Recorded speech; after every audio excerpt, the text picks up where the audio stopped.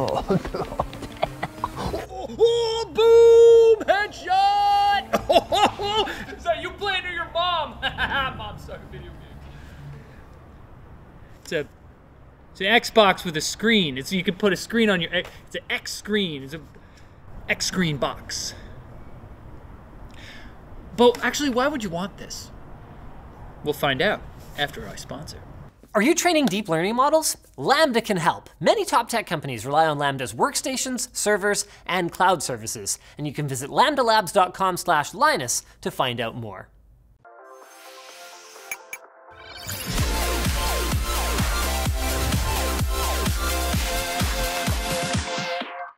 This is the xScreen. It asks, hey, why can't I use my Xbox Series S here, or even here? After raising $100,000 on Kickstarter, Australian gaming accessory startup Upspec Gaming proudly proclaims, you can! Uprooting the console and thrusting it into the nomadic tribe of laptops with a simple click, screw, screw, screw, open, hello! And man, is this ever a slick little package. This completely cableless combo is more leisurely luggable than anything you Pelican case-toting small form factor kings are used to. Once attached to the Xbox, the whole thing takes up just 4.1 liters. And some interesting design decisions had to be made to achieve that. For starters, the xScreen must fit a very specific form factor, the Xbox Series S. This forced Upspec Gaming to use a relatively uncommon 11.6-inch display, which massively limited what kinds of features they could include. While the console can technically handle 1440p and 120 FPS, this panel is just 1080p and 60 Hz, which, frankly, is fine by me. You don't see many games targeting 120 FPS on the Series S, and 1080p is plenty sharp at this screen size. Now, you might be thinking, they could have got a slightly bigger display on here if the bezels were a little less chunky. But the Xbox only supports a 16:9 aspect ratio, and being a small startup, they couldn't just request manufacturers to make a custom panel to their exact specifications. HDR, or at least a higher peak brightness, would be nice, but the display has to run off the measly 4.5 watt output by the USB 3.0. Sorry, the USB 3.2 Gen 1 port, so a brighter display just wasn't possible. Speaking of USB-C, we're still charging ahead with our cable testing, and USB-C, you're next in line. Get subscribed so you don't get ripped off. Despite the power limitations, at 350 nits, I was still able to play games comfortably in direct sunlight in all but the darkest scenes, thanks to the matte coating on the plastic screen. Its only major weakness, the black levels. This display just can't get very dark, so low light scenes lack detail and are difficult to interpret.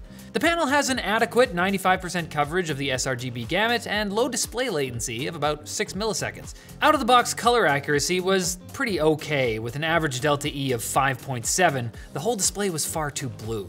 Not bad for a gaming focused panel, but after changing just a single parameter on our display, we were able to get the delta E to an excellent 2.2. Okay. Pixel response times were sufficient for the 60 Hz refresh rate, so ghosting was never noticeable, though 60 FPS just ain't as nice if you've acclimated to high refresh rate displays, as I have. And it also ain't as nice as the rose taupe color on our new women's sweatsuits at lttstore.com. Now, something I never realized until this review was just how efficient the Series S is. When playing games on the Xbox, the whole package never pulled more than 75 watts from the wall, meaning with the xScreen, you could play on some airplanes. Or if you have an inverter, you could plug into the auxiliary power outlet in your car. Cyberpunk 2077 in your car, no Tesla required? Eat your heart out, Elon. Now, as exciting as those prospects are, unfortunately now we have to talk about compromise. While the design allows for easy access to the power in and the storage expansion slot, it blocks off all the other ports, leaving you with just the lone front USB port. No Ethernet for you. Not until you eat your vegetables.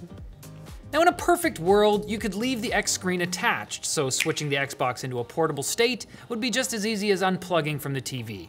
But that's not really practical, considering that you'd have to make an HDMI pass-through to the TV, and you would still have to have the xScreen propped open anyway, because it blocks off the console's exhaust when closed, so the whole thing takes up way more space. None of it is ideal. Another disappointment is the speakers.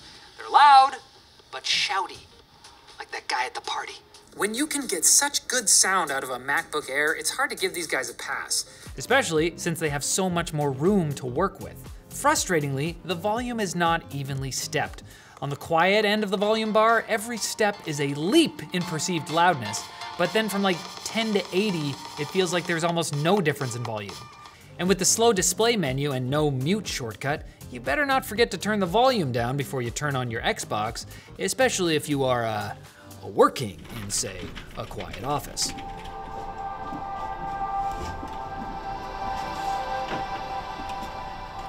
New guy, keep it down. I don't know why it's making the noise. I can't. But here is my biggest qualm, the build quality. Firstly, the white plastic of the xScreen isn't properly color matched with the Series S. It's got a slight yellow tone against the cool eggshell of the Xbox. Secondly, the display housing is flimsy. You can make the back of the display cave in with very little effort, so I worry the display could be damaged from something being dropped on the closed screen or even a bit too much pressure in an overstuffed backpack. If you're lugging this thing around in your arm, you can hear the plastic display bow inwards, which is a recipe for scratches. It's so weak that I can press the OSD buttons through the back of the display while it's closed. Here, look. Can you hear that? What? The hinges are also feeble and could easily be snapped by a fall from a table or a lap. There are just so many little issues that make it feel like a prototype that's just a couple of revisions away from being production ready. And at a price of $250 US, just $50 less than buying a whole nother Xbox, this just feels cheap. And I don't wanna have to spring for the $60 carrying case. And speaking of accessories, these feet, they are 25 bucks. For these? Come on guys, this should have been a pack-in. Adding on the feet and the case brings this already expensive display to an eye-watering $335. That's just too much, especially when you consider that you could get a bigger and more versatile portable monitor for a similar price. And with Microsoft driving forward with Xbox Game Pass and bringing their first-party titles to both PC and console, I wonder if it might be too little too late for this solution. And that's a shame, because I really do love this thing.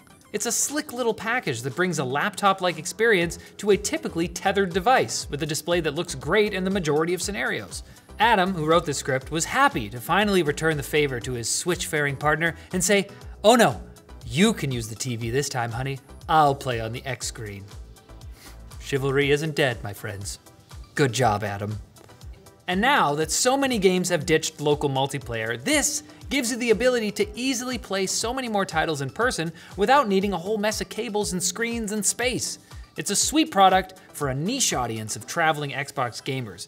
But if you can stomach the boutique price and poor build quality, this combo of convenience and competent display tech makes me excited to see what Upspec Gaming will make next. Almost as excited as I am to tell you about our sponsor, NordPass. It can be really hard to keep track of all the passwords you use on a daily basis. NordPass is an easy-to-use password manager that also keeps your sensitive information safe. Created by the cybersecurity experts at Nord, it recognizes your favorite sites and autofills your information. Easily import your passwords saved by your web browser or import .csv files from your old password manager. Plus, there's a built-in password generator to make new complex passwords so you can replace your simple 123456 or QWERTY passwords, as cool as those were. With NordPass, you can access your login credentials on any device, even when you're offline, and it features data breach alerts, password health reports, and up to 6 active devices allowed.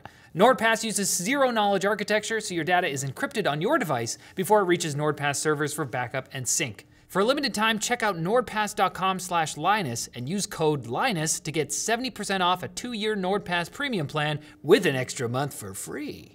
Thanks for watching, guys. If you like this video, check out the one we did, or the one where we hacked the PS4. You can run Linux on it. Super cool.